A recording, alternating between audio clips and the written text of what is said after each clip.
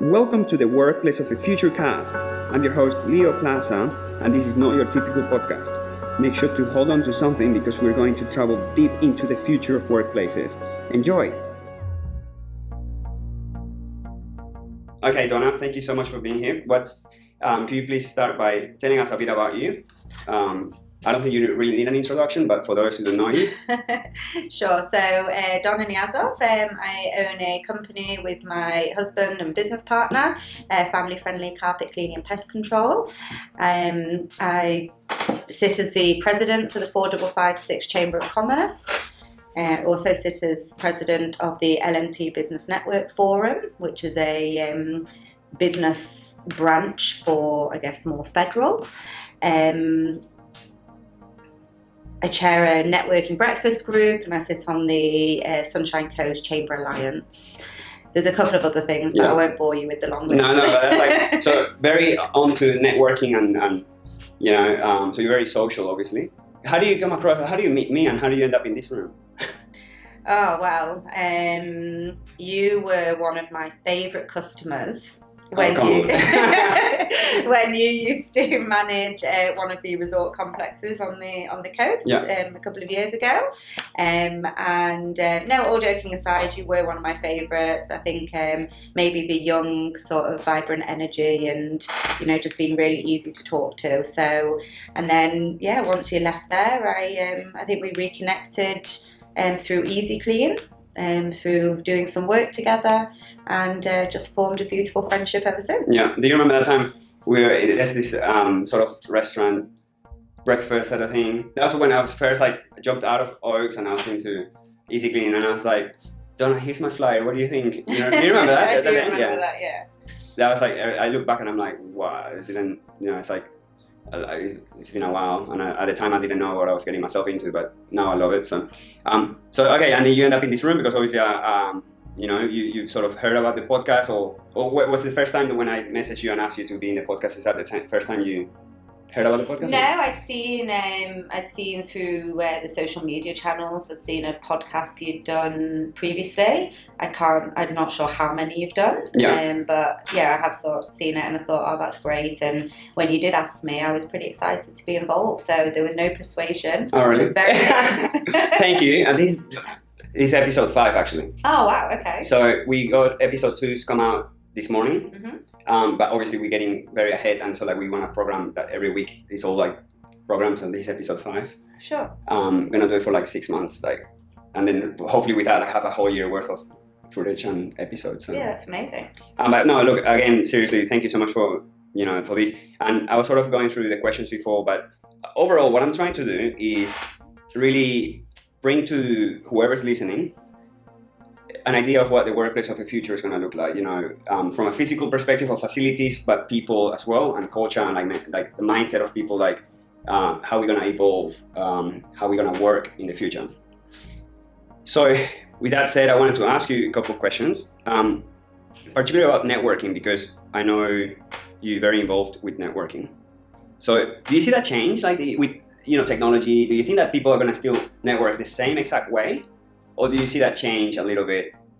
Well, it's really interesting actually, because this past year has probably been, we've been forced into the biggest, let's call it, experiments that we've ever been exposed to, in the way of, because everybody's been very isolated or working from home, or just generally not being allowed to be in big groups of people, and we've been forced into Zoom meetings or Skype meetings or social media, and it's been a really interesting test. And whilst yes, it's been very popular and people are in the mindset of we don't have to leave our house to network, or can we do this, I've also found being the event chair and putting on events that we sell out almost instantly. It's within 24 hours of an event going live or face-to-face, people crave that human interaction. They crave rocking up and seeing each other, and for women it might be doing their hair or makeup or putting a nice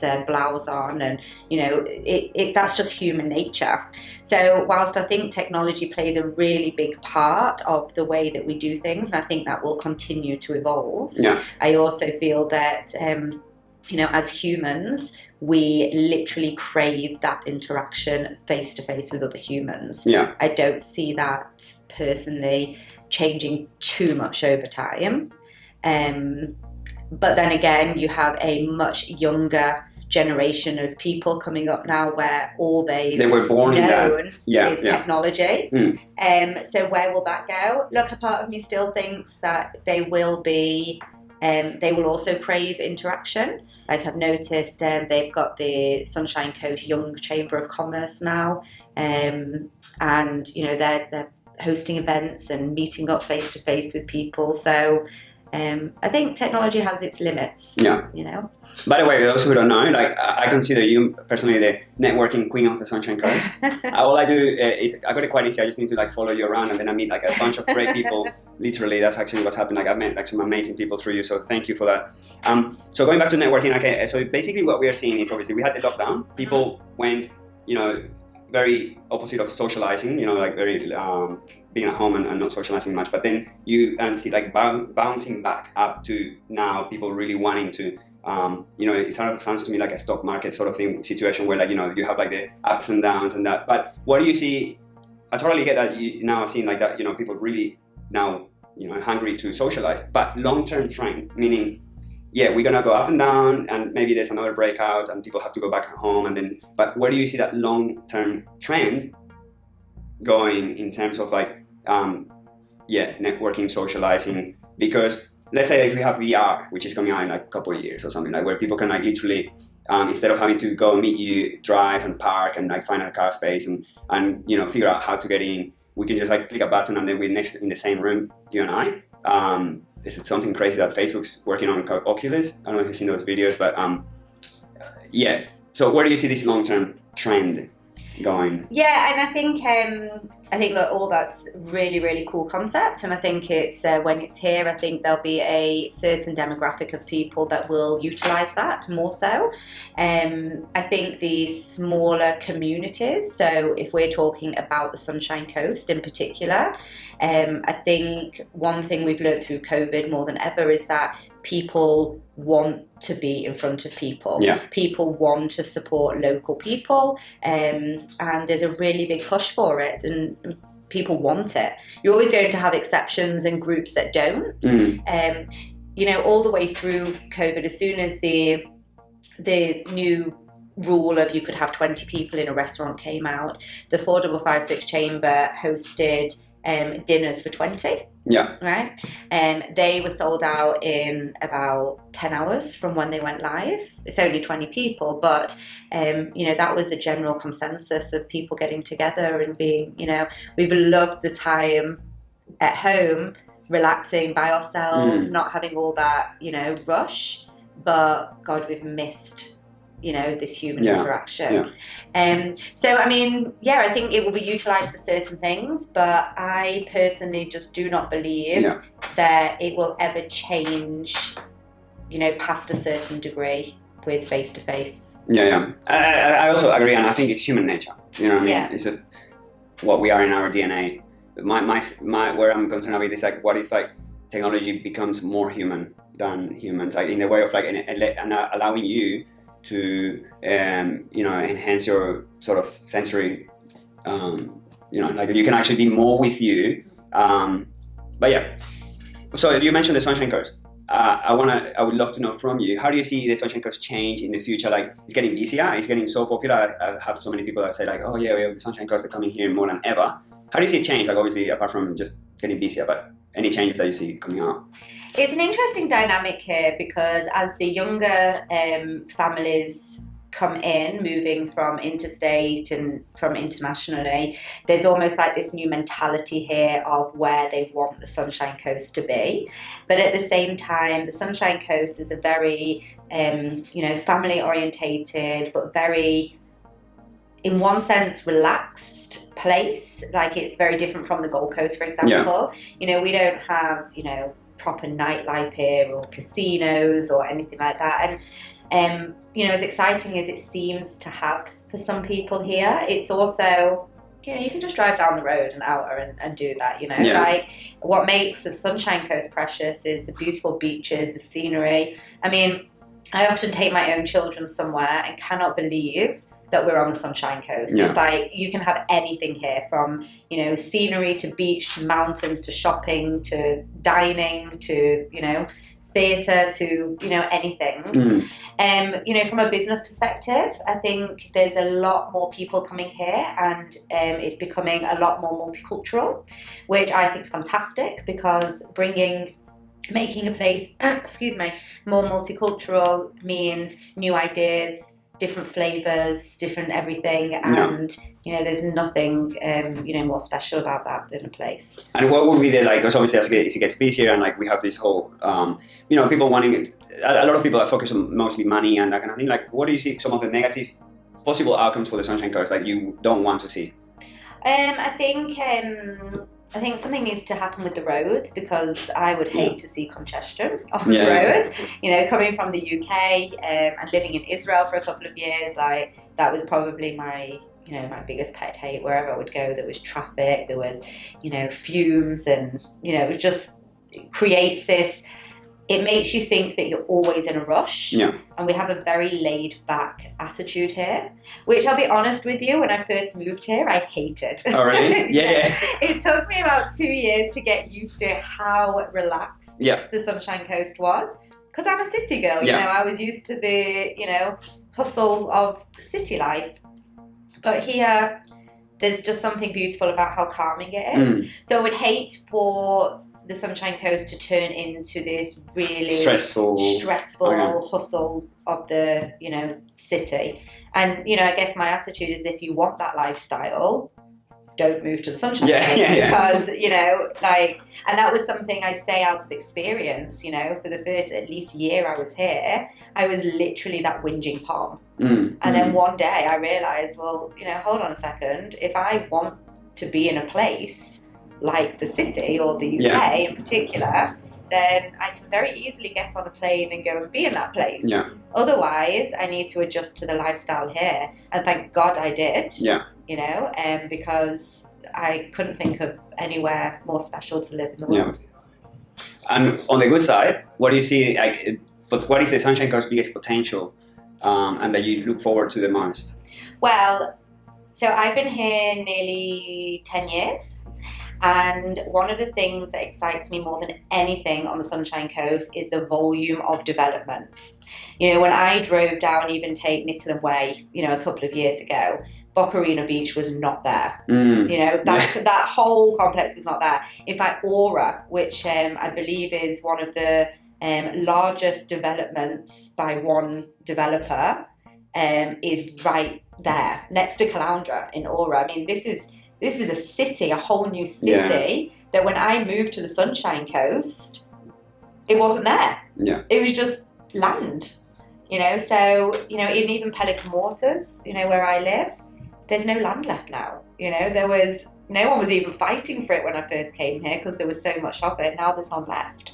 So I think when you're part of a place that is developing at the speed that it is, I've seen the transition with businesses on the Sunshine Coast, and how customer service levels have had to, get better. Yeah. Because the more people that come in, the higher the expectation from the consumer, and the better the customers. And competition. So someone will figure out how to satisfy a customer if that's not you. So. Absolutely. I strongly believe, and maybe other people in my industry would probably dislike me for saying this, but I believe that our company raised the standards when it came to carpet cleaning and pest control, because we gave our customers such a high level and fantastic service and workmanship, that the standard it was at the time was now not good enough.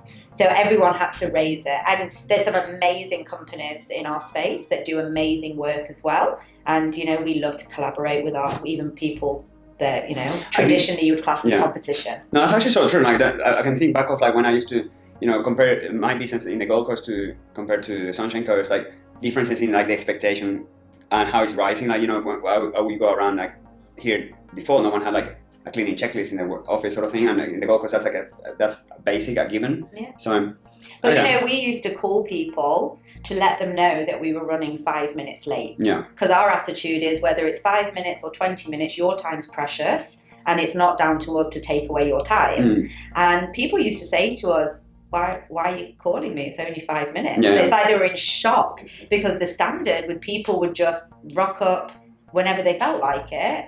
And that was okay. Yeah. You know, in my eyes, if I say to you, we will be there between 10:30 and 11, we will be there between 10:30 and 11. Yeah. And if something prevents us from doing so, we will pick up the phone and tell you why and make sure it's okay with you, you know? So So in that sounds to me like, so in your business, family-friendly carpet cleaning, which is your area of like that you constantly strive to improve on? So that sounds to me like maybe is it convenience, quality, or cost-effective, or what would be that area that you think like comes to your mind? Like is that what you guys are constantly innovating towards? Well, you know, if I look at our vision statement mentally, because I don't have a copy right here, I think quality workmanship and customer service hand in hand, they have to be number one. There's always striving to do better, learn how to do something in a different way to improve. I mean, obviously if you put bleach on your carpet, we just, you know, we can't fix it. But if there's a stain that would be usually quite tough to get out, how can we find a different method? And something that we did actually do, well, Mickey actually did, was he did this really cool thing with, you know, crayon that actually, I'm going to explain it completely wrong, and disclaimer, do not try this at home. We'll put the video on. Yeah, we can put it, if you have a video or something that we can put on. I don't actually have a video of it because it was, and this is probably typical of, you know, us and what we strive towards all the time. They had, it was like a bleach effect. So if you've got a stain on your carpet that's lighter coloured than the carpet, the chances are it's actually been bleached in some way, shape or form. So, and you don't just get that by pouring bleach on it, there's different ways. But in this particular carpet, there was an area, it couldn't be dyed for whatever reason. And Mickey actually did this really cool thing with like crayons, where he melted the crayon and blended it into the carpet. And it was unreal. Colouring it, basically. Well, bringing it back to the... Yes, but with crayon. Yeah. But not getting on his hands and knees and colouring it like a book. But there's all different things of that. You know, we'd use shaving techniques on carpets, which sounds super scary. And again, do not try that at home. Yeah. But in fact, we actually got one of our biggest customers on the coast. And it was actually very funny because they called and said, oh, we've just got another stain, and your technician came out and they like cut the carpet. And I was like, no, I can assure you, we do not cut carpet. Yeah. And I said, let me come back to you. And I rang Mickey and went, this customer's saying that we've cut their carpet. He's like, yeah, we've shaved it. And I'm like, what? And I went mad. I'm like, what are you doing cutting the carpet? But there's a proper method of doing it. You know, it's not done with scissors as such. It doesn't, you're not actually cutting it, but in certain scenarios on certain carpets. And I just have to put that disclaimer out again. Do not do it at home with anything. Yeah. But these are the sorts of things that we strive to do, you know, and then, you know, obviously to create a turnkey solution for the customers. Yeah. For the carpet, upholstery, pests, termites, everything. Yeah. Well, how do I, because I'm a customer, I'm a believer, I like your product. I remember like actually one of my favorite things would be like how much I could rely on you guys, like literally like just, okay, I just call these guys and you come out like so soon and just help out. Even if it's something that like, at times I remember calling you for something that is probably not even what you do, but Mickey still came out and helped, you know what I mean? Yeah. So that's awesome. I got a question, like, I think, I guess for the viewers, because like, it's such an amazing service, I'm happy to just really promote and say, hey, you know, if you have any sort of carpet cleaning or pest control needs, you should definitely go to Donna. So, for example, and it's actually seriously, I want my house carpet pest control. Yeah. How do I get that service from you? Like, do I go to your website, call you, or what's the best way? Yeah, so we just try and make it as easy as possible. So you can go through our website, you can go through our Facebook page, you can text through, you can call through, you can WhatsApp through, you can Facebook Messenger through. Yeah. All right, well, I'll do that. And so, but preferred method for you, what is working better? Like, well, because I know you and you're my friend, I can call you. Just call me but you're so my busy. personal number. I am busy, but I hate that word busy. Yeah. Like, it's almost, I feel like everyone nowadays, they're in this competition with each other on being busy. I'm never too busy. Yeah.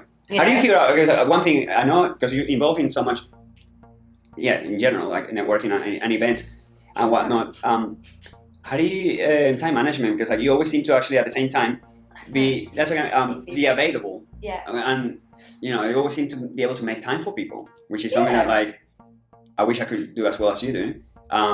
Any advice on that? Like, how do you do it? I love what I do. Yeah. I network with people that I learn from all the time. There isn't any interaction in networking that I have where I don't learn something from somebody.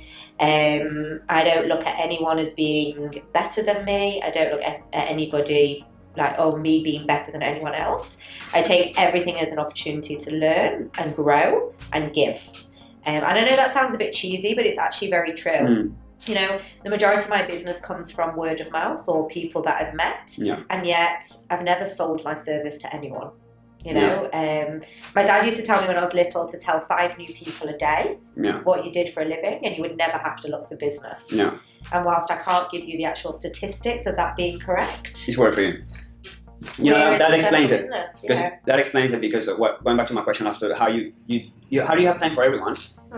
Lately, I'm quite obsessed with like the idea of like, if you do what you think is truly important to yourself, like deep inside you, what you're doing, what is important, you have endless energy, endless motivation. So I think that explains it. It just depends as well. Like I have 2 little girls as well. I have a 4-year-old and a 7-year-old, and they're my priority in life. My family in general are my priority. And then, obviously my business is, my second priority. So, but, sometimes it's a give and take, like some days, like last night, I sat on the couch till 9 o'clock catching up on some work. But then, like today, I get to go and play Mrs. Claus and go and give all of our, customers, a nice hamper with some Christmas goodies in and have a chat to them face to face. And, don't tell my husband, but sometimes I'll just go and have my nails done in the day, No, so you're good at like, switching off from these and then being on something else. So what I'm talking about, your legacy, my legacy. your children. What would be going into the future? Because I said to you at the beginning, I want our minds to go to 2050 or something, What will you warn them about? What will I warn them about? I think in this day and age, people are so caught up on trying to be what other people want them to be. And that's actually wrong, because they have an expectation of what other people want them to be. It's not even that they may want them to be. So they're constantly trying to, prove something to other people instead of being themselves. Most people I meet, once they let their guard down a little bit and they're just them, they're like the most incredible people I've ever met. But when there's any sort of falseness to it, or you're trying to be somebody that you're not, to cater for someone else, it always shines through. It's actually so interesting what you're saying, because like now people nowadays in the phone, they're getting told how to behave and think and do. You know what I mean? Like it's like they have like this thing constantly. I'm talking about the negative side of social media, which is obviously a really good side of it. But that's so true what you're saying. It's like. Yeah, they're being told, like, as to how to behave, do, and okay. I instill into my daughter, and especially my 7-year-old at the moment, and a prime example was this morning. They're actually off to Aussie World and vacation care today, so she's very excited. And but she's, she can be a little bit sensitive in certain areas, and there's one particular ride there that she's quite scared of, and she said, but they'll make me go on it. And I said, well, no one can make you do anything you don't want to do. And she said, yeah, but all my friends will tell me I have to, and this, and I said, Bobby, no, right? You do not ever have to do something to please somebody else. And if you are trying to please someone else, do it in a way of giving, to be kind, not to sacrifice your own happiness or what, who you are.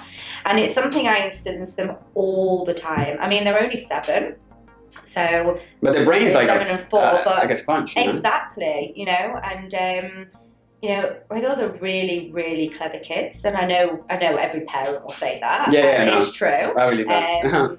if they're anything like you, so. Yeah, well, thank you. But they have an incredible, I'm actually going to use the word extraordinary way of looking at it, like at life in general already. And the things they do, like I'll say no to something, you know, in typical mummy fashion, and then they will find a loophole to do it in such a way where I have not. So I can't be mad at them because they've not done what they've done what I've said, but they've found a loophole.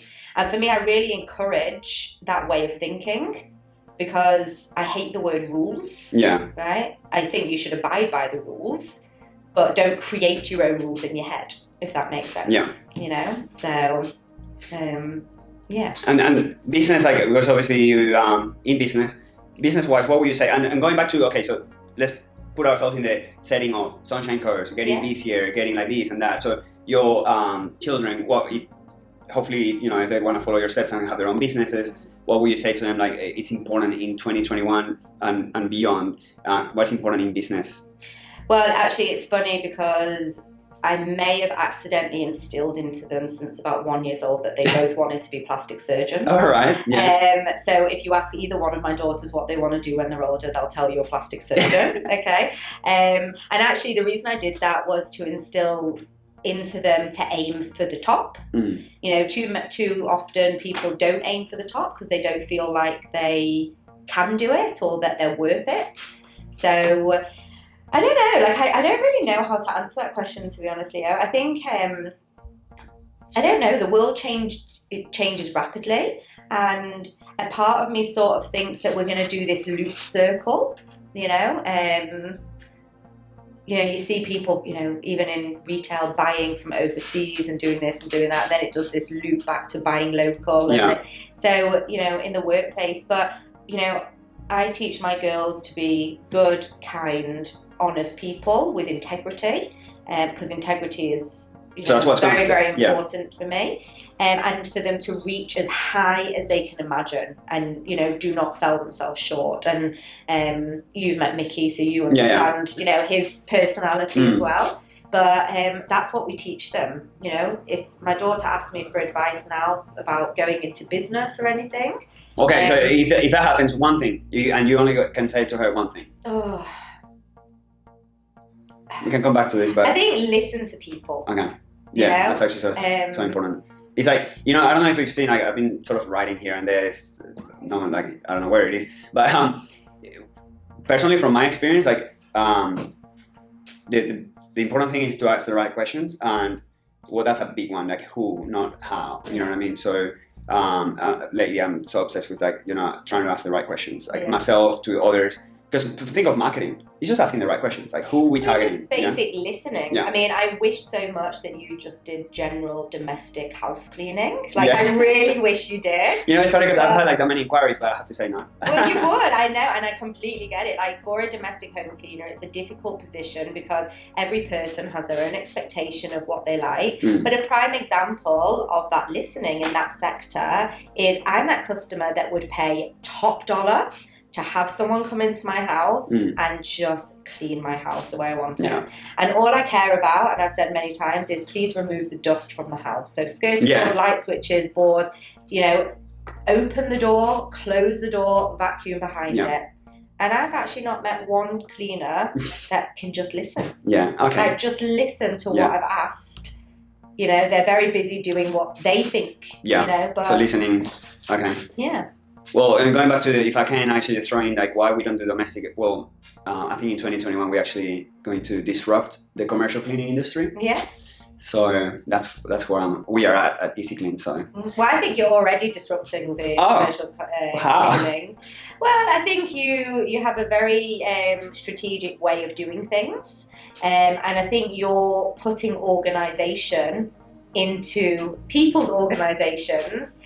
With their cleaning, and I think when we were talking earlier on about raising those standards, you know, I think very soon gone will be the days where a commercial cleaning company just comes in, is left to their own devices, and that's that. And you're already set up for that, so you know.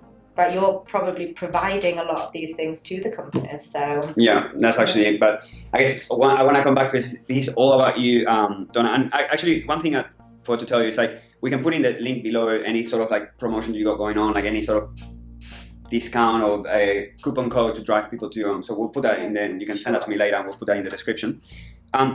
So a couple final, I guess, questions because I'm very mindful of your time. So just to recap, biggest learning during COVID. What was your biggest learning through these last 12 months? Oh, to slow down. Yeah. Slow Definitely. down. Sunshine Coast style. Yeah, exactly. Stop saying yes to everything.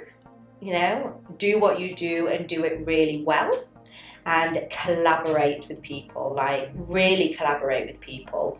Don't just try and get what you can out of someone else. Like actually work with them. You know. Okay, that's actually so good. Good way to look at it. And so I think I've actually covered anything else that you probably want to say, like that you wish I'm asking you, or do you think I've? Yeah, look, I think you've been pretty thorough. Okay, all right. Difficult questions, or you find them all? No, I mean, look, I mean, a difficult question is one that you have to, you know, makes can answer up in your head because you don't know what you're talking about with it, I guess. But that's my goal, by the way. Like if someone can answer these questions like super easy, like I'm not doing my job. Like I want to really like I said, to dig deep. Yeah. So okay, well that's pretty much it. I want to go back to that. You know that time in the foyer. What's the name of the building? Kontiki building. Yeah. That is what sort of honestly that's what sort of started this whole thing because that's so cool. No, seriously, and because what happened is like the day after or a couple days after I sort of did a similar thing with one of my clients. I put the phone out and started recording, and all of a sudden I had a podcast. Yeah. But we were talking about something so interesting, which I really want to bring back up, is workplace culture changing, where it's no more like we were talking about like there's no such thing as like hierarchy, and that's what's going to probably keep evolving, where everyone's at the same level, they're part of a team. So if we can go back to that, you were also talking about profit sharing, which is sort of like having a real, more of like a group of people that are like-minded and they're serving a common purpose. Not so much like how it used to be, where it's like, okay, I'm the boss, I do what you say. So has your view changed since that time we spoke, or what do you think about that? Like, how's it going to change workplace culture? Oh, look, it's a difficult question to ask me right now. That's good. The reason it is because I guess my outlook to that depends on where I sit at that given time. At the moment, I'm not sure what the reason is, but I'm really struggling to find people to come and work within us. Like, we are definitely an employer of choice. Our team we're a very close-knit team. We work very well together, and we all give and take a lot in the working environment. But I am struggling to find good people to come through the door. So I will just make that a plug for good people that want some work. But I mean, yeah, I do. I grew up in this environment where you were, especially if you were going into a company from the beginning, you had your manager and the supervisor, and then you had the owner of the business, and everything was very there was this hierarchy of people. And I grew up in a place where it was, I don't really care how you feel as an employee. You're paid to do a job, do it. If you don't want to do it, well, I'll find someone else. And I don't know whether it's Australia or the world in general, or maybe it's just the Sunshine Coast, but that's certainly not the case here, and I won't lie, it's taken me a while to get out of that mentality. But, now in our culture, in our company culture, we look at our team, we're all equal. We are all part of a team, okay? And we're all part of making that stronger, So, yes, I pay the wages at each week, but, none of my team feel they can't come to me with ideas, issues that arise, or ways to make things better. In fact, I mentioned it to you last time, we have a lunch once a month on us. We sit around the table and we okay, guys, how can we make your life easier? What's going on in your day-to-day work, get involved. So when I talk about profit share and going down that path, obviously there's many different forms of that, and I guess you'd have to speak to a mixture of accountants, recruitment agencies and lawyers about that. But I do believe for the right companies with the right structure, that bringing people together on a profit share basis, it's almost like you have this partnership with your team that motivates them to do their best, because their profit, their income depends on the performance of the business in total. I totally agree. And in the concept of if a business owner or CEO or manager is coming down out of that hierarchy, it would be fair for the frontline staff and everyone to sort of also rise up to that same level and meet halfway in the way of okay, well, we're in this together. If the company goes down, well, we all go down. If the company, hopefully not, but if the company goes up, we all experience that uprise. But at the same time, if there's a struggle, I don't think it's fair for only the owner to suffer. You know what I mean? I think we all need to sort of and the good thing is, if there's a tight team, well, the most likely is that there's not going to be any suffering, because you're going to do well. Yeah. So it all comes back to that collaborative approach. Though the way it works, in this company, and again, I'm certainly not giving advice out, but in my experience, there's a really, it sort of feels like everything's in the employee's favor. A business owner takes immense risk having a business. They take on the role of everything pretty much, and they assume all the liabilities and everything else. And there's a staff member in most cases are not held accountable, really. Even if somebody comes in and does something really bad in my business, I have an option to either pay out their notice while they go and sit at home, or have them work out their notice and risk, them, really damaging my business. And that's really hard on the business owner. So, look, I know I don't know if I'm allowed to swear on this podcast. Yeah, totally. There's a lot of dickhead employers out there, and I get that, but for employers that are doing the right thing, and they do look after their team and they want the best for the team. One of our mottos is, the more money you make, guys, the more money we make. The closer we work together and work as a team, we all, stay above board. And, we love it. I send in this WhatsApp group we've got as a team, there's a lot of banter and pictures and everything that go in through the day. I don't know how they get any work done, but anyway, I sent a message to them all just saying thank you. I know, it's been this time of year crazy busy, and just, how much I appreciate and value their support. And, the response was, you're working just as hard, if not harder. Thank you, for keeping us as such a strong team. And, so it's a great environment, if that makes sense. Well, once again, thank you so much, Donna. I look forward to the next one. Have a great day, everyone. And make sure to please subscribe, like, share, all that stuff that you got to do with YouTube videos, because then this podcast can grow. I guess it's the fuel, the energy that we need to really go to 2050 and bring back some amazing thoughts and ideas. And I can't wait to share that with everyone. So anyways, until the next episode, I'll see you all then. Bye.